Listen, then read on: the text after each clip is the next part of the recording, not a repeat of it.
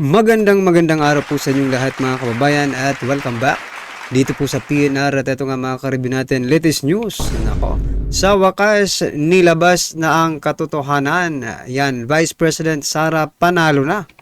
Palakpakan po natin ha. Marbel nanlumo sa nabalitaan. Yan mga kababayan. Tungkol po rin ang ating alamin at bibigyan ng komento ngayong araw na ito. Pero bago pong lahat, kung di ka pa nakapag-subscribe sa ating munting channel, please don't forget to subscribe. At palike na rin po ng video ito. At ito na nga, simulan na po natin to. Sawa na ang bayan ko sa magnanakaw na tao.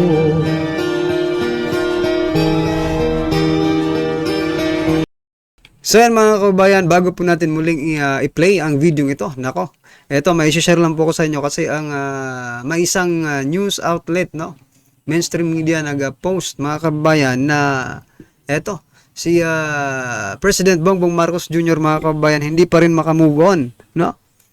I think, sabi ko nga baka natutulog pa ito, no? Eto po yung balita mga kababayan. Mula po sa News 5, nako. Ano lang to 2 hours ago mga kababayan, zoom in natin ha. Basahin po natin yung kanyang statement. Sabi niya po dito mga kababayan, just last month, no, I had to read 4,057 pages of the General Appropriation Act or yung GAA po, no, for 2025 because I reviewed it, no, sabi niya, analyzed it, no, and yes, in parts vetoed it, no, bineto na daw yung iba. Up to now I can't find those damn blank items, no. We'll keep looking, sabi niya, maghahanap pa sila. Akala ko ba, well anyway, but I really am convinced, no, that they simply do not exist because it is not allowed to exist. So yan mga kababayan, natrap na po ang ating Pangulo dito sa 4,500 pages, no? Hindi na siguro makatulog at eto, 2 hours ago, etong News 5 naglabas na naman ng kanyang statement. So ito lang mga kababayan naisip ko lang 4,500 pages, hindi kaya tama rin ang ating hindi, joke lang. Kasi yung iba nagko-comment mga kababayan, sabi nila, talaga ba? Ikaw ba talaga ang nagbasa? Baka pirma ka lang ng pirma. Oh, yun sabi po nila. Pero, di ba? Kung isipin mo rin, 5,500 page. Sana man lang, no? Sana man lang nag-video ka po, Mr. President, no? Para at least alam po ng taong bayan kung ikaw ba talaga yan o yung nagbabasa or iba ang nagbabasa para sa'yo. Iba ang nagre-review. Iba ang nag-a-analyze para sa'yo, no? Ano masasabi nyo mga kababayan dito po sa sinasabi ni President Bongbong Marcos Jr. Kasi ang ano ko po, ang komento ko lang, sa BICAM report po kasi yung tinutukoy ni PRRD, hindi naman po yung GAA. No? So, ano sa palagay nyo? Ito pa, ang ano lang kasi dito mga kababayan, no? Parang ang hirap na talagang, personally mga kababayan, ang hirap na po kasing maniwala Kung sasabihin mo, binasa ko yan, 4,500, buti sana kung 100 pages lang yan, posible pa kayong maniwala. Agad-agad, no? Because of your history of doing things, no? Na hindi mo naman, hindi lang ako magsalita. No? Lahat kasi kami nabudol. Lahat tayo nabudol yung mga bumoto, di ba? Oo, bumoto po ako sa iyo. Mahal naming Pangulo. Diba? Kaso lang ngayon, ang hirap, hindi ko alam. Oo nga, talaga mga kabayan, personally, no? Ang hirap po pag magsalita po ating Pangulo, kailangan mo pa talagang i-verify if it is true or not. Diba? Kasi napagdaanan na po natin nung mga nakarang taon. Kabaligtaran halos ang mga sinasabi niya. Kung ikaw nasanay na doon sa mga kabaligtar, maniniwala ka pa ba? Di syempre hindi na. Well, anyway, ano pong inyong opinion dyan? Uy, nga pala kanina mga kabayan, may nabasa po pala ako, no? Na news. Ito daw si President Bongbong Marcos Jr. Nagbigay ng statement, no, doon sa or nag-speech yata 'yon. Doon sa anniversary ng isang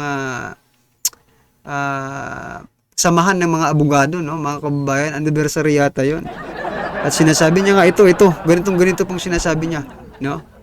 Na wala nga raw daw doon sa ano, sa GAA yung mga sinasabing blank items na 'yon. So, he is explaining, no, to the attorney, sa mga attorney kasi mga samahan yun ng abogado eh.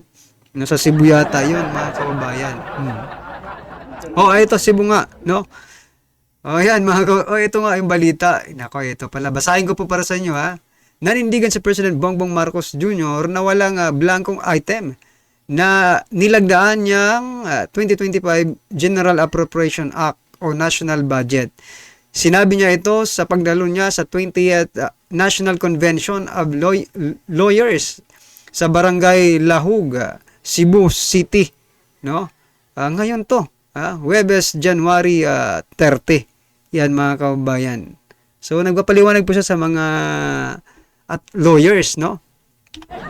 Eh, kung ikaw po ang lawyer ngayon, mga kababayan, kung kayo po ang mga lawyers na nandun, anong iisipin nyo? Kasi ngayon pinopoint out, mga kababayan, doon po sa BICAM report, it's not about GAA. Mapapaisip ngayon ang mga lawyers natin, no? Mapapaisip. Kasi yung nagsampa ng reklamo sa kanila dito sa BICAM members, no? Si Congressman Ungab at si attorney sino attorney na ito? Rodriguez, yan, mga kababayan. Eh, attorney rin yun eh. So, meaning, alam niya yung ginagawa niya. Oh. Ako, I'm not sure kung lahat ng dumalo dito sa 20th National Convention of Lawyers, no, ay maniniwala dito kay President Bongbong Marcos Jr. because of the things he've done before, no, na mapuro kabaliktaran po ang lumalabas or kabaliktaran po yung mga nangyayari, no. So yan, kayo po ba naniniwala kayo dito sa sinasabi niya? Siya mismo ang nagbasa ng 4,050 pages. Siya mismo ang nagbasa, siya nag-review, siya nag-analyze. Nasa inyo po yan kung maniniwala kayo, di ba? Okay? At ito na nga, mga kababayan, simulan na po natin ang video ito at bigyan na po natin ng reaction about po ito kay General Marbel at kay BP Sara. Oh, ito, pakinggan po natin ito. Napahiya po si Marvin. Ayun. Napahiya po ang pinuno ng PNP na si Marvin. Bakit po kanyo? Kasi yung pagsampa-sampa ng kaso ng bata niya, hindi po kinatigan ng piskal. So ibig sabihin po, mga kababayan, iyak talo ito mga ito. Ibig sabihin po, yung kanilang mga aligasyon kesyo inano ni Pangulo tuloy. Excited lang. Inano ni Vice President Sara Duterte itong pinalagan yung PNP. Ay naku po, mapapakita ho natin dito. Ipapaliwanag ho natin na talaga hong sablay. Alam mo naman di ba? Hari ng sablay, walang iba kung hindi si PNP Chief Marbil. Hari ng sablay po yan Kasi alam niyo naman ang mga desisyon niyan sa buhay pagdating sa PNP, talagang sablay di ba? Kaya ngayon, eto na, di ba? Kung may pinakasuhan pa si BP Sara nung panahon na nagkakaroon ng aberya diyan sa HOR. Ang problema kasi dito, explain ko sa inyo. Ang problema ko kasi dito kay Marbil, ewan ko kung totoo yung sinasabi nila na tila sumusunod sa utos ni Speaker Romualdez at hindi ng Pangulong Marcos. Yung tanong, ito lang talaga, nagtatanong lang po tayo PNP chief, kanino ka ba talaga? Sino ba talaga boss mo? Diretsuin mo nga kami.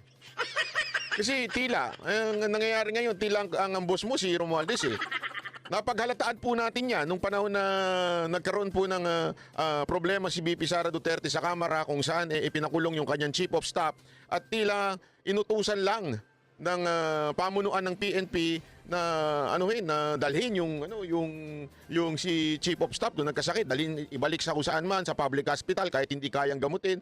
Tila ganun Alam niyo ba ito para lang sa inyong kaalaman. Alam niyo ba ang PDL? Okay, ang PDL po kung sakasakali mga iba pa ho itong usapan sa chief of staff hindi ho PDL yung chief of staff ni BP Sara Duterte Pero sabi nila pagdating ho sa PDL pagka kunwari nagkasakit ito maaari itong mamili ng kanyang ospital na nais. Kunwari pinayagan siya ng particular na authority at that time. Kasi pwedeng korte ang magsabi sa kanyang i-hospital siya, o di kaya pag talagang emergency pwede yung BJMP. At hinahayaan po at pinapayagan po ng isang PDL o may sakit, nagkasakit o may emergency, maaari po siyang mamili ng kanyang ospital. Ha? Kung private, babayaran niya po ito, at kung public, maaari hong government ang magbayad doon ito. Kuwari, di mo kaya magbayad ng private. So ano ibig ko lamang pong sabihin? Yung PDL nga, may karapatan na mamili. Ang logic po daw kasi niyan, nung tinanong ko sa isang may alam mo dyan, na isang nasa uniform personnel, ang logic po kasi niyan, siyempre, pagdating sa buhay mo, ikaw ang mamimili na kung sinong gagamot sa'yo. Di ba?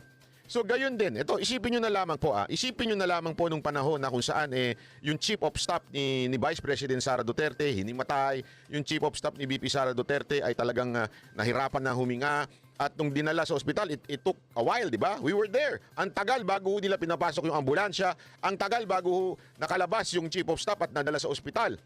At nung dinala nga po doon sa isang sa veterans, hindi ko kaya yung mga dapat gawin kasi nga puno rin ho yun. Kasi remember, di ba, kung maalala nyo, pinag-usapan natin yan, there is only one hospital for the veterans. Ibig sabihin, sa mga uniform personnel na retired na, yan lang yung veterans ho yan. Talagang pumipila ho daw ang mga tao. Hindi na ho kayang i-accommodate. That's why they decided to transfer. Kaya lang, nagmagaling ho yung police. Nagmagaling ho si Colonel Dr. General Patas-tahasang police. At sabi niya, hindi, sasaraduhan kita ng pinto. Hindi ka na. Sasaraduhan kita ng pinto. At yun na nga. At syempre, bilang security na naka-assign kay VP Sara Duterte, medyo tinabig po. Hindi naman sinampal, hindi naman po inampas. Tinabig lang po. Ginanon lang yung kernel doon. At yun na ang bunga ng pagrereklamo niyang walang kwenta. May malamang sa malamang, may basbas ho ito ni PNP chief. Kasi hindi naman po gagalaw yun ng ganun . Hindi naman po gagalaw yung pulis ng ganun kung walang basbas. Tandaan nyo, Vice President yung kinakalaban mo. Gagalaw ka lang ng basta-basta. Siyempre, sasabihin mo yan sa boss mo, boss, ano to? Anong gagawin natin? Inapi ako dito. Kaya dito mo malalaman na itong si PNP Chief Marbil ay very, very, very biased and political. Bakit kanyo? Kasi doon sa time na yon, yung kernel, keso kuno, natabig, nagdemanda na kagad. Tama, mali. Bakit? Yung authority nga, matapang si Marbil dahil doon nga sa Congress. Dahil alam naman natin, Congress ang nagpakulong dito sa Chief of Staff ni VP Sara Duterte. Dito ka magtataka. Pero nung inaapi na, tinatarantado na, binubuli na yung kanyang opisyal na si Grijaldo sa Kamara, hindi man lang siya nag-lift ng finger para suportahan ang kanyang tauhan. Bakit? Correct. Pag ginawa niya yun, makakalaban niya Kamara. Kaya tuloy dito, ini-interpret ng mga ibang mga nanonood, netizen at mga mamamayang Pilipino na sandali, ano ba ito? Sariling pulis ba ito ni Romualdez? Ito ba ay tao ni Romualdez o tao ng ating presidente? Kanino na unang sumusunod na boss itong si PNP Chief Marbil? Ha? Kanino ka na ba sumusunod ngayon? Kay Speaker o kay Mr. President? So yan mga kabayan, hindi po kinatigan ng piskal, no? Yung sinasampang kaso nila against dun sa tauhan ni Vice President Sara Duterte. Ano ngayon? Diba? At yan, nabibisto patuloy kayo, hindi kayo nag-iingat no? Ngayon, naiisip tuloy ng taong bayan kung ikaw ba ay PNP chief ni Speaker Martin Romualdez, o ikaw ay para sa taong bayan, no? Napapaisip ka tuloy. Tama yung sinabi ka na Sir Banat Bay na samantalang doon po, no? Diba? Napaka bilis po ng action nila. Kulong agad. Pagdating po dito kay Colonel Grijaldo, yan. Hindi man lang sila umiimik. Ano ba ito? Pinababayaan nyo na ba yung tao ninyo? Pagtanggol nyo naman. Binubuwis niya ang buhay niya para sa bansang Pilipinas. Hindi man lang may pagtanggol. Diba? Mga kababayan, ako. Well, anyway, mga karibin natin, ano po ang inyong opinion, reaksyon patungkol po sa video ito? Comment lang po sa baba para at least alam po ng ating mga kababayan ang inyong opinion. At don't forget to like this video mga kababayan. Maraming salamat po. Malaking tulong po yan. Maraming salamat. Sawa na ang bayan ko sa magnanakaw na tao.